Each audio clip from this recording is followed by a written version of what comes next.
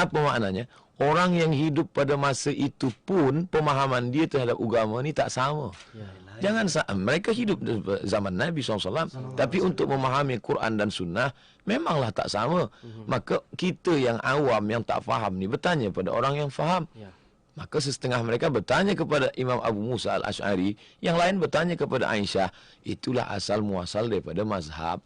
Yang bertanya kepada Ash'ari, mereka saat itu tidak sebut kata mazhab, tapi anda boleh pakai kata mazhab. Ini mazhab Abu Musa Ash'ari, ini mazhab Aisyah. Jadi bila ada orang hari ini berkata, aku tak nak mazhab, maknanya engkau faham betul lah seperti pemahaman para sahabat Nabi. Sedangkan sahabat Nabi pun tak sama pemahamannya. Apatah lagi kita pada masa ini 1400 tahun selepas Nabi Muhammad SAW. Saya Al-Faqir Abdul Somad, saya rasa saya tak faham. Sebab itulah saya ikut ulama.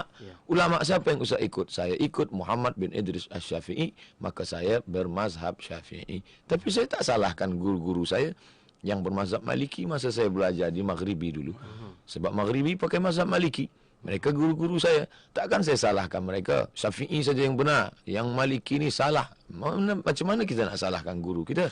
Jadi dalam masalah ini kita mestilah berlapang dada menerima beberapa perbezaan antara mazhab-mazhab pendapat yang semuanya berdasarkan daripada Quran dan Sunnah Rasulullah sallallahu alaihi wasallam. Semua asal-muasalnya memang dari Nabi sallallahu alaihi wasallam, dan kemudian dia ada berbeza pandangan daripada para alim ulama menyebabkan dia berpecah. Mungkin betul. Kalau diceritakan, mungkin ada juga yang bertanya-tanya, Ustaz, kalau kita di Malaysia, di Indonesia ini dengan mungkin yang mengamalkan mazhab Syafi'i, kemudian ada pula yang datang di mazhab lain begini. Jadi saya lebih prefer atau saya suka untuk amalkan mazhab lain pula. Macam mana pula dari segi bagaimana kita nak mengamalkan mazhab ikut tempat ataupun ikut dengan siapa kita pelajari itu, Ustaz?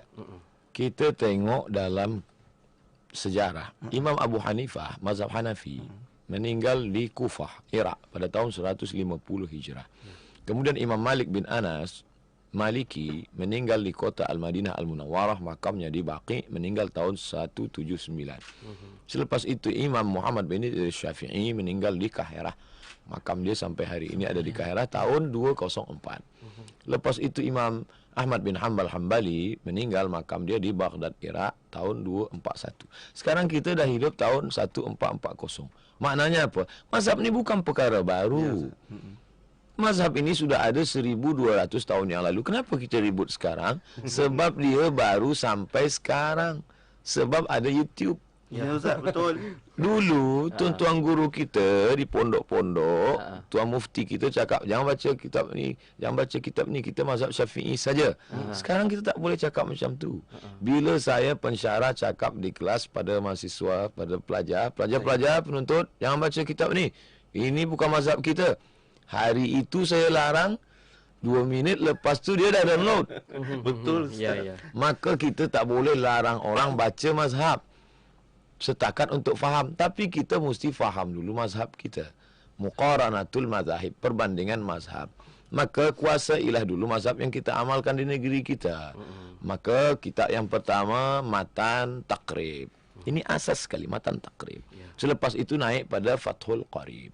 Lepas Fathul Qarib barulah baca I'anatul Talibin. Selepas itu barulah baca yang lebih tinggi lagi Al-Mahalli.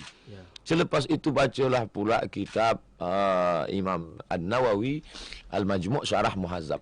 Selepas dikuasai mazhab Syafi'i ini, barulah baca fikih-fikih lain, fikih perbandingan mazhab, Al-Fiqhul Islami wa Adillatuh Syekh Wahbah Zuhaili, besar 1 meter panjangnya, 11 juzuk. Selepas itu pula bila saya nak kecil saja, fikih 4 mazhab, Al-Jaziri. Kemudian pula saya nak kitab yang lama, yang tua dulu, ditulis ulama zaman silam. Bukalah kitab Bidayatul Mujtahid wa Nihayatul Muqtasid yang ditulis oleh Imam Ibn Rushd. Oleh sebab itu maka kita di masjid-masjid, bak kata pepatah orang Melayu, kalau hendak mencincang sampai ke landasan. Makna mencincang sampai ke landasan, putus betul. Malam ini dari Maghrib ke Isya kita akan bahaskan tentang masalah air sembahyang. Menurut mazhab Syafi'i, menurut mazhab Hanafi, menurut mazhab Maliki, menurut mazhab Hambali, yang kesemuanya daripada Quran dan Sunnah, sehingga jamaah pun faham, oh yang selama ni kami tengok dia sapu semua kepala sampai telinga, ini mazhab dia. Tapi dalam pengamalan saya tetap memakai mazhab Syafi'i. Ya, betul. Okey. Itu yang kita risau Ustaz. Bila Ustaz sebut tadi YouTube, ada di WhatsApp, ada di Facebook. Maknanya capaiannya tu memang unlimited Ustaz. Semua orang boleh dapat macam-macam info. Cuma yalah, kita ni tak rajin mencari ilmu. Jadi bila ilmunya tak banyak, tapi infonya banyak. Kita dapat banyak-banyak info. Jadi bila ada yang pening kepala dengan macam-macam pandangan dengan pelbagai mazhab ni, apa nasihat Ustaz? Sebelum nanti kita nak buka soalan ni pada sahabat pendengar kita, apa nasihat Ustaz supaya kita mengamalkan apa yang sepatut dan sebaiknya, melainkan beberapa, mungkin kalau ada pengecualian, itu pengecualiannya macam mana Ustaz untuk bermazhab ini? Tajuk dia gajah. Gajah. Tajuk gajah. Okey, gajah. Tajuk orang nak cari macam mana bentuk apa gajah ni. Wama adro kama gajah. Lepas itu dia cari maklumat. Kita mesti cari rajin maklumat. YouTube cakap gajah ni panjang sebab dia tunjuk ekor gajah. Masya-Allah. Dengar pula radio, kata radio gajah ni bulat tipis lebar sebab dia bercakap tentang pasal telinga gajah. Lalu kemudian televisyen pula cakap gajah ni besar, bulat. Dia cakap tentang perut gajah. Maka berkelailah antara pendengar radio, YouTube dan televisyen. Kenapa kita tak pergi pada orang yang betul-betul pernah tengok gajah? Sepenuhnya. Maka bila nak cari information, maklumat tentang bagaimana ini, boleh tonton televisyen, dengar radio dan tonton YouTube. Sila. Tapi pergilah ke surau. Jamaah bertanya, ustaz menjawab. Di Kuala Lumpur, di Malaysia ni, Masya Allah, ulama kajian rata-rata internasional. Tertulis di situ, bila anda nak bertanya, maka ini nombor WhatsApp. Tinggal tanya, kirim pesan.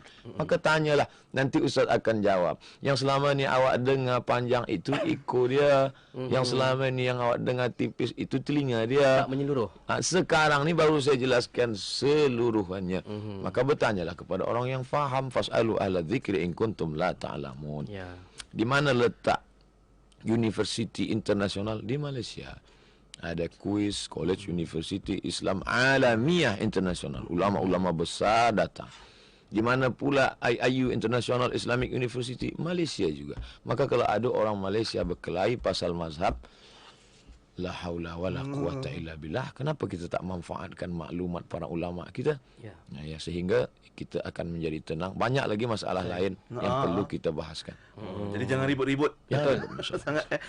Apa yang kita amalkan ni pun belum lengkap sempurna lagi Ustaz. Ilmunya tentang solat, tentang taharah saja rasanya tak habis bab itu lagi. Jadi kadang-kadang kita ribut dengan banyak perkara yang sepatutnya kita serahkan pada mereka yang lebih arif dalam ilmu ini pastinya. Dan kita nak juga buka peluang untuk sahabat pendengar dan juga yang sedang menonton di Facebook TV IKIM begini. Anda boleh ajukan soalan kepada Al-Fadhil Ustaz Abdul Samad pagi ni. Di talian kita juga boleh, Hazwan ya? Di talian kita, talian kami 0362051500 ataupun di WhatsApp kami 0112900404. Kami akan raikan soalan daripada anda. Yang penting anda kena setia bersama dengan kami, okey? Okey, sebelum kita berehat, ada satu lagi soalan Ustaz. Daripada ni, soalan ni sudah kami lah ni, subhanallah. Boleh Ustaz ya? Boleh. Kalau macam mana pula kalau ada yang berpandangan untuk tidak berpegang pada mazhab, dia kata hadis Al-Quran dah ada. Ustaz, saya tak nak ikut Hanafi, saya tak nak ikut Maliki, saya tak nak ikut Syafi'i, saya tak nak ikut Hambali. Maknanya awak imam mazhab yang kelima. Sebab awak dah mendudukkan, memposisikan diri awak macam imam mazhab. Kurang apa lagi Al-Hafiz. Al-Hafiz, bila kata Al-Hafiz, bukan hafal Quran. Hafiz di negeri Melayu, negeri kita hafal Quran. Al-Hafiz dalam ilmu hadis, hafaz 300,000 hadis. Al-Hafiz Ibnu Hajar Al-Asqalani, bergelar Khatimatul Huffaz, penutup para hafiz. Tengok nama dia lengkap. Al-Hafiz Ibnu Hajar Al-Asqalani Asy-Syafi'i, bermazhab Syafi'i. Apa kata Imam Jalaluddin As-Suyuti, murid dia yang mengatakan guru kami, tuan guru kami Imam Suyuti, kitab dia 500 kitab. Tapi ujung nama dia Al-Hafiz Jalaluddin Abdul Rahman As-Suyuti Asy-Syafi'i. Mereka ulama-ulama besar tetap bermazhab, tawaduk, rendah hati. Penulis tafsir Ibnu Katsir, Imam Abul Fida Ismail Ibnu Katsir, tetap bermazhab. Andai terbakar kitab usul fiqh seluruh dunia ini, hidup Syekh Ali Jum'ah lakafah, cukup. Syekh Ali Jum'ah sampai hari ini hidup di Kahirah. Terbakar kitab-kitab usul fikih di library kita semua, selama Syekh Ali Jum'ah masih hidup, cukup. tapi Syekh Ali Jumaah tetap tawaduk. Saya bermazhab Syafi'i. Ya. Awak baru dengar 2-3 kali YouTube dah nak balik ke Quran Sunnah. Astagfirullah. Oi. Okey, tepat, sentap dan juga jelas jawapan Al-Fadhil Ustaz Abdul Samad pagi ini. Dan anda boleh terus ajukan soalan kepada Al-Fadhil Ustaz. Kita nak berehat seketika Ustaz ya. Dan kita akan kembali sebentar lagi insya-Allah. Jangan lupa terus tonton juga di Facebook TV IKIM dan juga boleh dengarkan terus di Radio IKIM kita. Okey, untuk anda semua terus kekal bersama kami hanya di Warna Pagi IKIM, Inspirasi Inforia Islami. Islami.